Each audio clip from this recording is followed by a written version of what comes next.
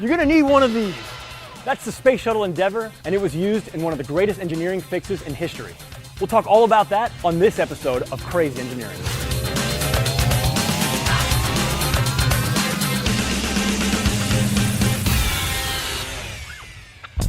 The Hubble telescope is composed of several different instruments, and outside of those is something called the primary mirror, where all the light bounces off of and goes into the instruments.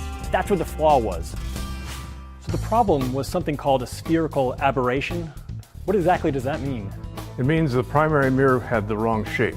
That is, it's a shallow bowl, effectively, that brings light to a focus.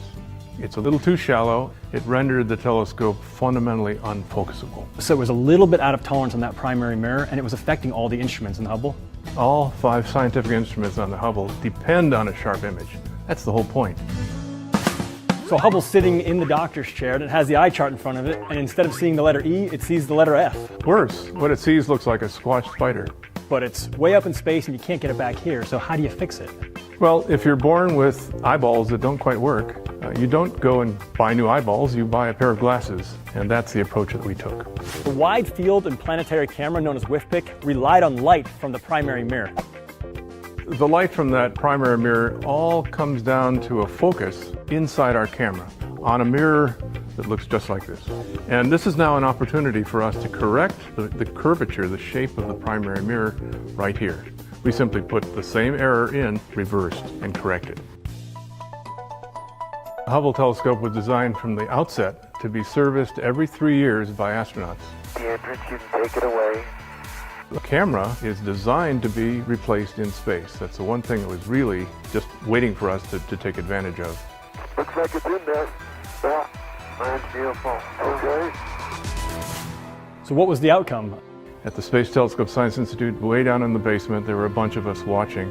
And the first image, which was of a star, looked good. So we knew right away that we had a fix.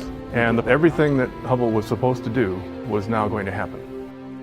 So I think I speak for everyone when I just say thanks to you and your team for all the hard work you put in fixing Hubble, because now we have these images really forever that we can appreciate.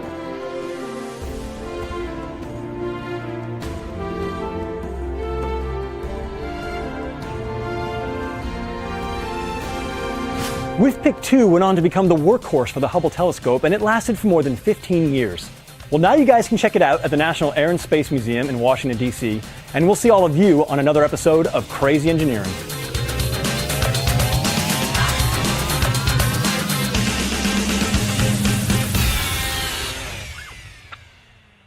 Taken us to places we've never been, visually, of course, and empowered us to answer questions that in a previous generation of telescopes we couldn't even pose.